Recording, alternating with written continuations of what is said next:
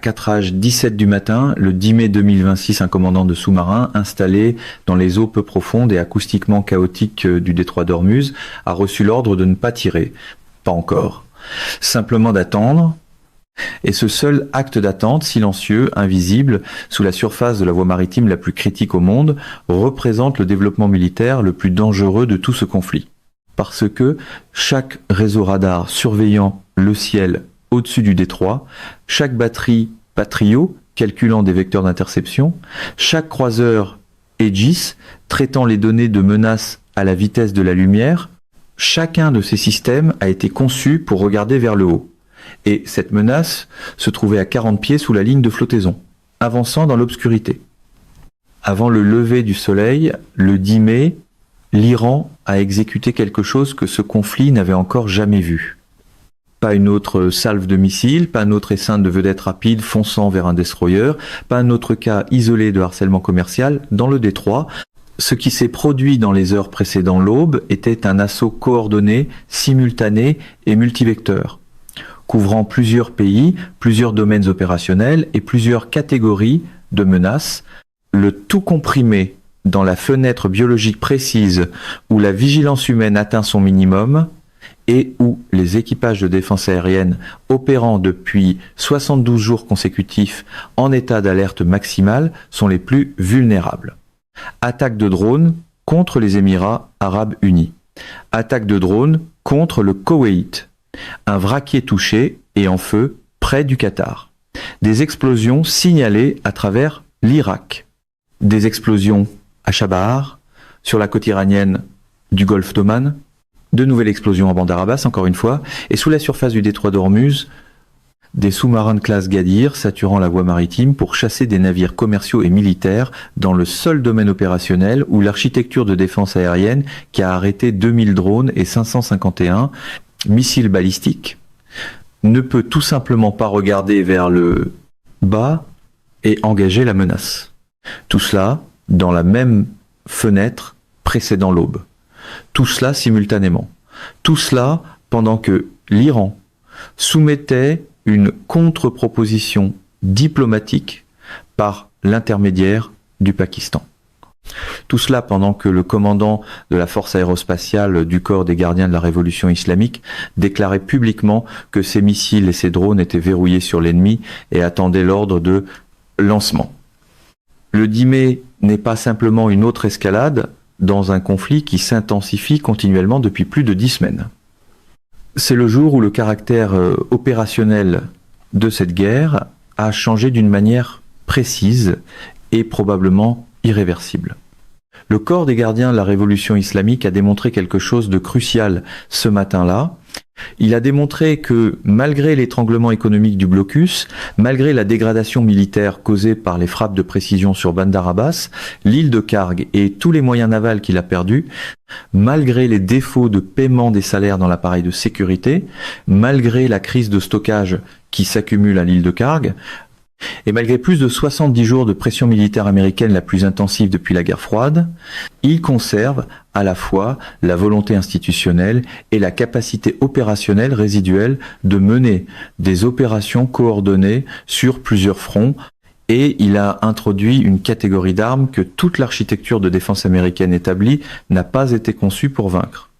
Établissons complètement le tableau opérationnel confirmé avant de commencer l'analyse. Le ministère de la Défense des Émirats arabes unis a confirmé le 10 mai que son système de défense aérienne avait engagé avec succès 2 UAV lancés depuis l'Iran. Le bilan cumulatif depuis le début de ce conflit s'établit maintenant à 551 missiles balistiques interceptés, 29 missiles de croisière interceptés et plus de 2000 drones interceptés. Ce chiffre cumulatif n'est pas une abstraction. C'est le bilan documenté, technique et opérationnel de ce que produit une défense aérienne soutenue contre un adversaire régional déterminé pendant plus de 70 jours. La consommation des stocks d'intercepteurs, l'usure des radars et des systèmes de poursuite, l'accumulation de fatigue chez les opérateurs humains qui dirigent chaque engagement. Les exigences de maintenance imposées à des systèmes qui tirent en continu depuis le 28 février, et maintenant, le 10 mai, 2 autres UAV engagés avec succès, ajoutés à ce bilan, tout en consommant des ressources exactement au rythme que l'enveloppe d'urgence de 25 milliards de dollars approuvée cette semaine était précisément conçue pour compenser. Le Koweït a confirmé à l'aube du 10 mai que ses forces armées avaient détecté des drones hostiles dans l'espace aérien koweïtien et les avaient traités selon les protocoles établis. Cela compte énormément comme signal géographique et politique. Le Koweït accueille des accès à des bases militaires américaines. Le Koweït fait partie de la coalition du Golfe qui soutient les opérations d'application dans le détroit. Et maintenant, le Koweït a été frappé directement par des drones iraniens dans une opération avant l'aube qui élargit délibérément l'ensemble géographique des cibles du corps des gardiens de la révolution islamique au-delà des Émirats arabes unis, qui ont historiquement été le partenaire du Golfe le plus fréquemment ciblé, vers un territoire qui signale quelque chose de nouveau. L'Iran ne choisit plus des partenaires individuels à mettre sous pression. Il menace simultanément chaque membre du Conseil de coopération du Golfe dans une seule fenêtre opérationnelle. Le vraquier en feu près du Qatar est le détail qui concentre la contradiction diplomatique du 10 mai dans sa forme la plus nette possible. Le Qatar accueille la base aérienne d'Al-Udeid. Le Premier ministre du Qatar a rencontré le vice-président Vance à la Maison-Blanche il y a quelques jours pour discuter directement des négociations iraniennes. Le Qatar a été le canal diplomatique confidentiel essentiel par lequel les communications les plus sensibles entre Washington et Téhéran ont circulé tout au long de ce conflit. Et l'Iran a frappé un navire de charge commerciale dans les eaux qataries, dans la même fenêtre opérationnelle. Il a soumis sa contre-proposition diplomatique par l'intermédiaire du Pakistan. Un navire commercial, pas un actif militaire, pas un navire de guerre américain, un vraquier avec des membres d'équipage à bord, maintenant en feu dans les eaux du Golfe. Parce que le corps des gardiens de la révolution islamique a décidé que tout navire dans l'espace géographique qu'il revendique comme zone de combat est une cible légitime. La coexistence de la frappe au Qatar et de la soumission diplomatique dans la même période opérationnelle est l'indicateur disponible le plus précis de la fracture institutionnelle spécifique au sommet de la structure de commandement iranienne. La faction pragmatique utilise le canal diplomatique par le Pakistan. Les commandants opérationnels du corps des gardiens de la révolution islamique tirent simultanément sur des navires commerciaux près de l'Émirat qui accueillent ce canal diplomatique. Ce ne sont pas les mêmes institutions qui font un choix stratégique coordonné. Ce sont 2 centres de pouvoir différents au sein du même État qui poursuivent des logiques opérationnelles contradictoires exactement au même moment. Maintenant, les sous-marins, le déploiement de la classe Gadir et la décision opérationnelle qui exige plus d'attention analytique que tout ce que l'Iran a introduit depuis les premières salles de missiles balistiques à la fin février. L'Iran a saturé le détroit d'Ormuz avec des sous-marins de classe Gadir le 10 mai. Prenons un instant pour mesurer cela avant de décortiquer exactement ce que cela signifie pour le tableau opérationnel américain dans le détroit et pourquoi cela représente un défi catégoriquement différent de toutes les autres catégories de menaces traitées jusqu'ici. Le Gadir est un sous-marin côtier produit localement par l'Iran. Un bâtiment de dimension modeste, servi par un petit équipage, conçu spécifiquement et exclusivement pour un seul environnement opérationnel. Les eaux peu profondes, étroites et thermiquement complexes du détroit d'Ormuz et du golfe Persique adjacent. Il transporte des torpilles, certaines variantes transportent des missiles de croisière, il a une portée limitée, il ne peut pas mener d'opérations océaniques prolongées. Il ne peut pas transiter vers des théâtres éloignés. Il ne peut pas être employé en dehors de son enveloppe opérationnelle précise. Et du point de vue de la planification du corps des gardiens de la révolution islamique, ce n'est pas une faiblesse. C'est tout l'objectif.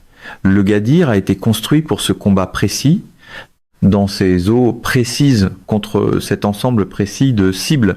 Chaque décision de conception qui l'a rendu incapable d'opération en haute mer l'a simultanément rendu plus optimisé pour l'environnement peu profond, confiné et acoustiquement complexe dans lequel il opère maintenant. L'architecture de défense aérienne des bâtiments de surface américains qui interceptent des missiles balistiques, des missiles de croisière et des drones est fondamentalement un système au-dessus de la ligne de flottaison. Le radar Aegis regarde vers l'horizon et vers le ciel. Les intercepteurs SM-6 et SM-2 engagent des menaces qui se déplacent dans l'atmosphère. Le SSM traite les menaces aériennes rapprochées.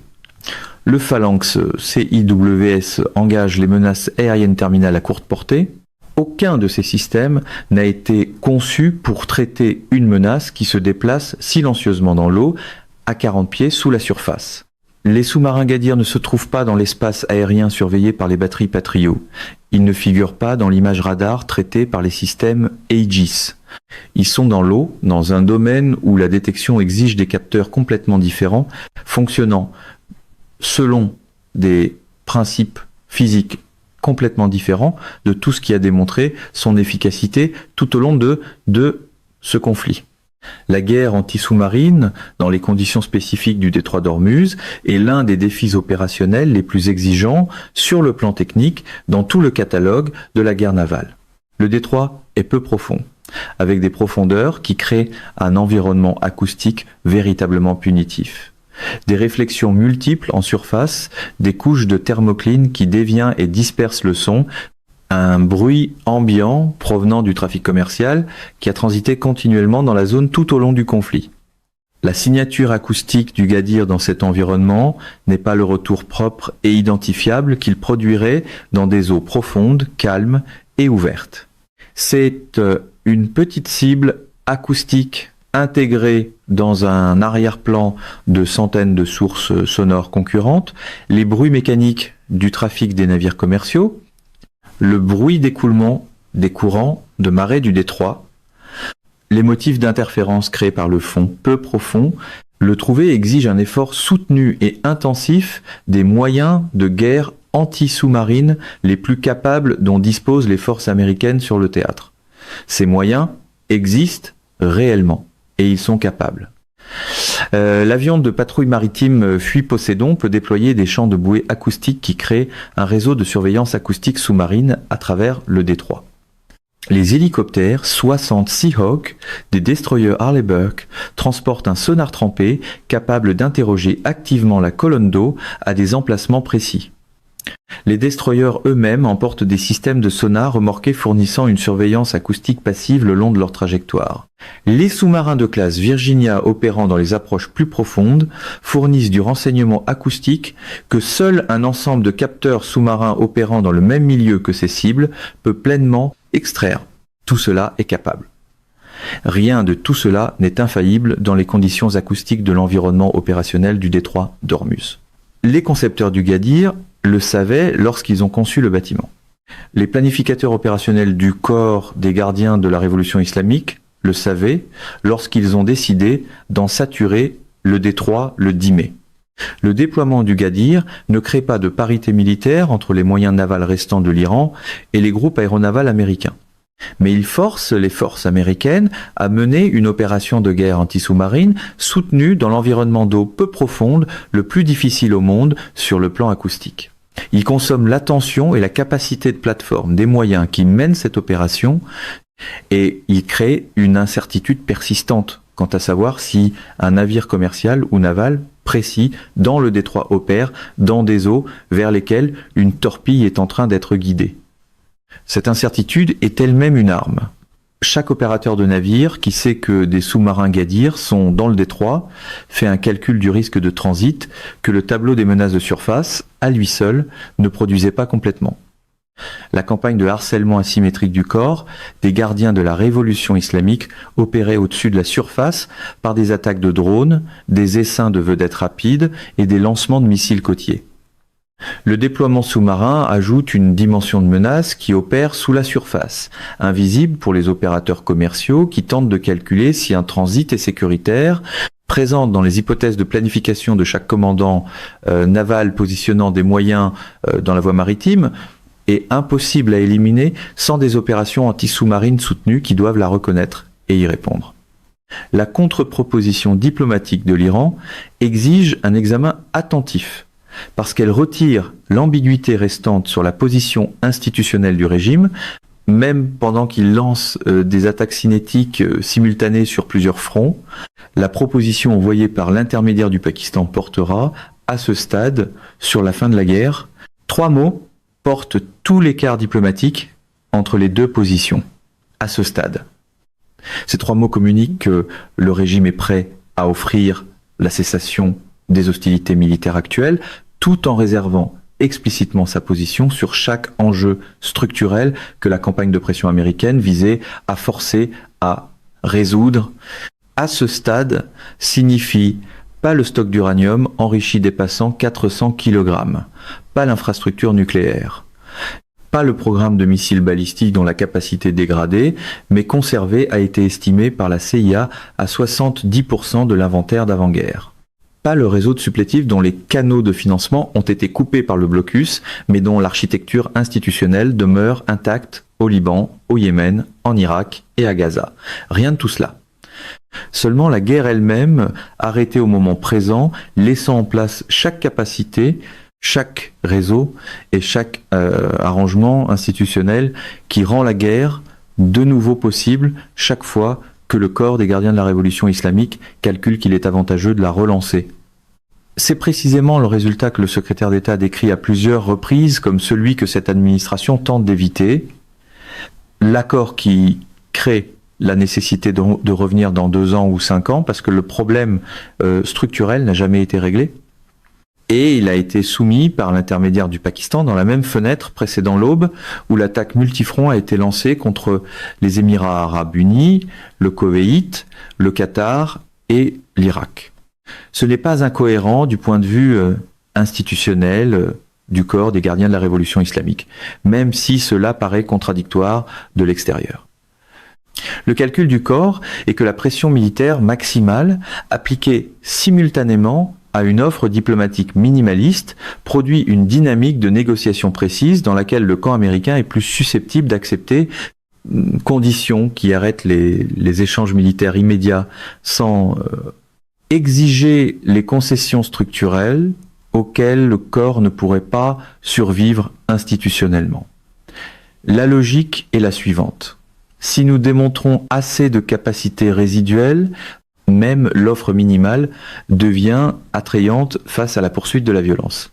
Le problème avec ce calcul, c'est qu'il a été testé à répétition dans ce conflit et qu'il a constamment produit le résultat opposé. Chaque escalade de corps des gardiens de la révolution islamique a produit une escalade militaire américaine plutôt qu'un accommodement diplomatique. Le schéma est documenté et ininterrompu. L'installation secrète israélienne dans le désert de l'ouest d'Irak est la révélation que chaque analyste concentré sur le détroit et le canal diplomatique doit maintenant intégrer à un tableau régional devenu beaucoup plus compliqué. Le 10 mai, le Wall Street Journal, citant des responsables américains, a rapporté qu'Israël avait établi un point avancé clandestin de ravitaillement aérien dans le désert de l'ouest irakien avant ce conflit, une position avancée destinée à soutenir les opérations aériennes israéliennes contre des cibles iraniennes en fournissant une capacité de ravitaillement qui augmente considérablement le rayon d'action des appareils et réduit la complexité du ravitaillement en vol pour les missions de frappe à longue distance. La logique opérationnelle est simple.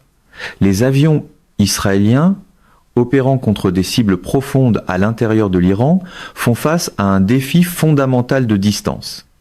Chaque réduction de cette complexité de ravitaillement, chaque amélioration de la probabilité de récupérer un pilote près d'un territoire ami plutôt qu'à l'intérieur de l'Iran, représente des avantages opérationnels que la position dans le désert de l'Ouest irakien était conçue pour fournir. Elle a été construite clandestinement parce que son existence, si elle avait été reconnue publiquement, aurait produit exactement la réaction politique et militaire irakienne qui se produit maintenant de toute façon parce qu'un berger l'a trouvé. Ce détail de sécurité opérationnelle mérite plus d'attention analytique que ce que le premier reportage lui a accordé. Une installation dans un terrain évalué comme inhabité, découverte par un civil menant une activité agricole ordinaire, gardant des animaux dans un paysage que les évaluations de planification considéraient comme vides. Les déserts ne sont pas vides. Ils ont des populations dont les déplacements s'étendent sur des générations et dont les activités les amènent dans des zones que les analystes travaillant à partir d'images aériennes évaluent comme isolées. Lorsque les forces irakiennes sont arrivées pour enquêter sur ce que le berger avait signalé, Israël a utilisé des frappes aériennes pour les repousser. Un soldat irakien a été tué. Cela transforme l'existence de l'installation d'un actif opérationnel clandestin en incident diplomatique actif à dimension militaire. Israël a frappé les forces d'une nation souveraine menant ce que l'Irak décrit comme une réponse légitime à une installation militaire étrangère non autorisée sur son territoire. Un soldat irakien est mort et le gouvernement irakien a maintenant un impératif politique intérieur de répondre qu'il ne peut pas gérer discrètement. Le paysage politique interne de l'Irak est particulièrement compliqué dans cette situation. Les partis politiques chiites, détenant un pouvoir parlementaire important, entretiennent des relations étroites avec l'Iran. Les forces de mobilisation populaire irakiennes, avec leurs factions liées à l'Iran, ont été actives tout au long de ce conflit. Le gouvernement irakien navigue entre ses relations sécuritaires américaines et ses relations politiques iraniennes, avec la difficulté d'un pays qui a réellement besoin des deux. La mort d'un soldat irakien, causée par des frappes aériennes israéliennes contre une installation non autorisée à l'intérieur du propre territoire irakien, est l'événement qui rend cette navigation impossible à poursuivre sous sa forme actuelle. Les partis politiques chiites exigeront une réponse. L'armée irakienne exigera des comptes. Et le gouvernement irakien, quelles que soient ses préférences privées, doit gérer la réalité politique publique qu'il ne peut éviter. Les hélicoptères Apache maintenant visibles au-dessus de Bagdad et le FDX-8, entièrement armés en cours de ravitaillement dans des images publiées par le CENTCOM, représentent la posture opérationnelle américaine qui répond simultanément à tout cela. Un FDX-8 avec un chargement complet d'armes en cours de ravitaillement en vol est un appareil qui va quelque part de précis pour faire quelque chose de précis. La décision du CENTCOM de publier publiquement ces images relève de la même logique de communication institutionnelle que celle qui a produit les images des frappes contre les pétroliers, démontrer la capacité et la disponibilité à un public qui inclut les services de renseignement adverses, observant chaque signal public produit par ce commandement. Le pont aérien depuis l'Europe, qui continue d'amener des avions et du matériel supplémentaire sur le théâtre, vous indique que le renforcement militaire américain n'a pas atteint son plafond. Davantage de capacités sont positionnées dans un environnement opérationnel déjà densément chargé. Et dans le contexte du déploiement des sous-marins Gadir, la question analytique précise est de savoir si ces nouvelles arrivées incluent les plateformes de guerre anti-sous-marine que la menace sous-marine rend désormais urgemment nécessaire. Les explosions à Chabahar, sur la côte sud-est iranienne du golfe d'Oman, sont l'élément du tableau du 10 mai qui s'insère le plus difficilement dans les catégories analytiques disponibles. Chabahar, n'est-ce pas, Bandar Abbas? C'est pas dans le détroit, ni dans la principale zone de la campagne de frappe américaine qui a produit les engagements documentés des dernières semaines. C'est le port où l'Inde a maintenu des investissements en infrastructure. C'est l'une des rares installations iraniennes qui a conservé un certain engagement commercial international malgré l'architecture des sanctions. Plusieurs fortes explosions dans la zone portuaire de Chabahar, dans la même fenêtre précédant l'aube que tous les autres événements du 10 mai, soulèvent la question de savoir s'il s'agit d'une action américaine ou israélienne, d'opérations clandestines dans le cadre de la campagne de pression soutenue, d'une activité du corps des gardiens de la révolution islamique au port qui aurait produit une détonation involontaire sous la pression du rythme opérationnel actuel, ou de la catégorie que les autorités iraniennes décrivent comme des fuites de gaz depuis le début de ce conflit. Les explosions de Bandar Abbas sont moins ambiguës. Bandar Abbas est l'endroit où les avions américains ont frappé le 7 mai. Les explosions qui s'y produisent le 10 mai sont le plus compatibles avec la poursuite de la campagne de frappe contre les infrastructures militaires restantes ou avec des détonations secondaires provenant de munitions stockées et de composants structurellement compromis que les frappes précédentes avaient déclenchés. Prenez maintenant le tableau complet du 10 mai et évaluez ce qu'il vous dit réellement sur la direction que prend ce conflit. Le corps des gardiens de la révolution islamique a démontré une capacité opérationnelle coordonnée sur plusieurs fronts, malgré tout ce qui lui a été appliqué. Il a introduit des sous-marins dans le détroit, malgré la perte de sa flotte de surface. Il a élargi la géographie de ses attaques de drones pour menacer simultanément les Émirats arabes unis, le Koweït et le Qatar dans une seule fenêtre opérationnelle. Il a soumis une proposition diplomatique qui n'offre rien de structurel tout en déclarant publiquement que ces missiles sont prêts. Et une installation israélienne non autorisée sur le sol irakien a maintenant été révélée au monde au prix de la vie d'un soldat irakien, introduisant une variable diplomatique et sécuritaire que personne n'avait pleinement anticipée dans sa planification. Le camp américain a maintenu son architecture de défense avec une efficacité complète d'interception contre chaque menace aérienne engagée. Il poursuit le renforcement par pont aérien. Il maintient le blocus qui a neutralisé de grands pétroliers et bloqué plus de 70 navires transportant 13 milliards de dollars d'exportation pétrolière iranienne.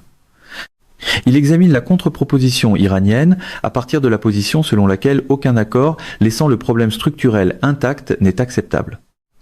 Et il gère maintenant la dimension irakienne de la révélation de l'installation israélienne aux côtés de chaque autre fil opérationnel et diplomatique actif dans un théâtre portant plus d'éléments simultanément actifs que engagement militaire américain de mémoire récente. Le corps des gardiens de la révolution islamique parie que l'escalade multifront combinée à une offre diplomatique minimaliste produira un accommodement plutôt qu'une contre-escalade. L'administration parie que répondre par la force à l'attaque multifront, traiter le déploiement des sous-marins Gadir, poursuivre l'application contre les pétroliers et maintenir le rejet absolu de l'insuffisance de la contre-proposition, et ce qui produira le point de rupture institutionnelle vers lequel toute la campagne de pression se construit depuis février.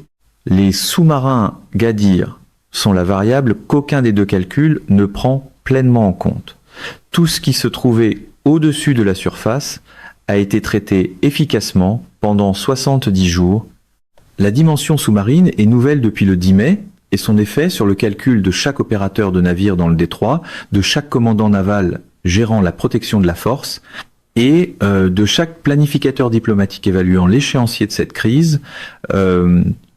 Et l'inconnu précise que les heures précédant l'aube du 10 mai ont introduite dans un conflit qui opérait entièrement dans le domaine des menaces au-dessus de la ligne de flottaison, menaces que l'architecture de défense établie avait prouvé pouvoir gérer. Les sous-marins sont maintenant dans l'eau. Mesdames et messieurs, notre émission d'aujourd'hui s'arrête ici. Nous vous invitons à partager votre avis personnel dans la section des commentaires ci-dessous.